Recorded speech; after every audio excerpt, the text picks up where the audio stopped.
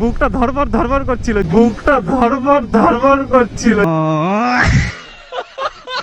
যদি ভাই পুলিশ ধরে তো কি জবাবটা দেবো। সামনে সিভিক পুলিশটা ভাই এদিকে আসছে।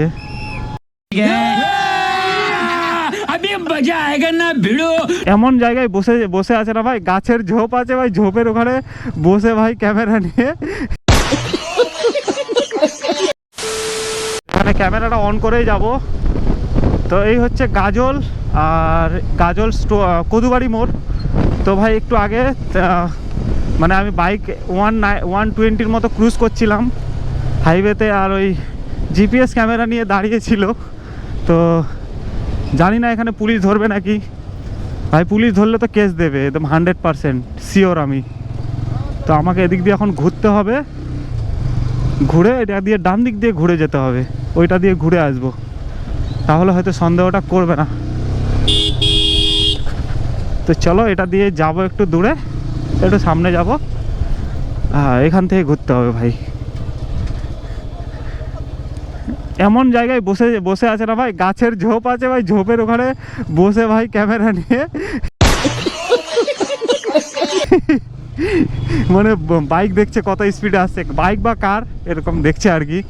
আর তোমরা জানো উত্তরবঙ্গ মানে সব রাইডাররা যায় কলকাতা থেকে, আর ওরা ভাই অনেক বাইক জোরে ক্রুজ করে, 110 120 এরকম ক্রুজ করে। তো বুঝতেই পারছো ওদেরকে বেসিক্যালি মনে হয় সম্ভবত এই মানে কেস দেওয়ার জন্য ওইগুলো দাঁড়িয়ে আছে। তো তোমরা যারা উত্তরবঙ্গ মানে আসো আর রিটার্ন যখন যাও ভাই এগুলো দেখে অবশ্যই, কারণ সবাই তো 400cc তারপরে 390 এইসব বাইক নিয়ে যায়, সব অ্যাডভেঞ্চার বড় বড় বাইক, আর 120 130 এরকম ক্রুজ করে। তো ভাই সাবধান এগুলো থেকে, অনলাইনে কেস মেরে দেবে। তো এখন সিগন্যাল পড়েছে, দাঁড়াতে হবে। আর ওই যে দেখো সামনে সিভিক পুলিশটা ভাই এদিকে আসছে।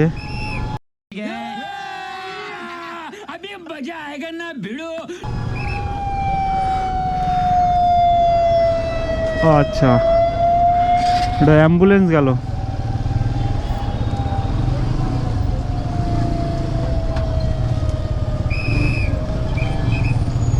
চলো যাই যাই, বেরিয়ে যেতে পারলেই ভালো।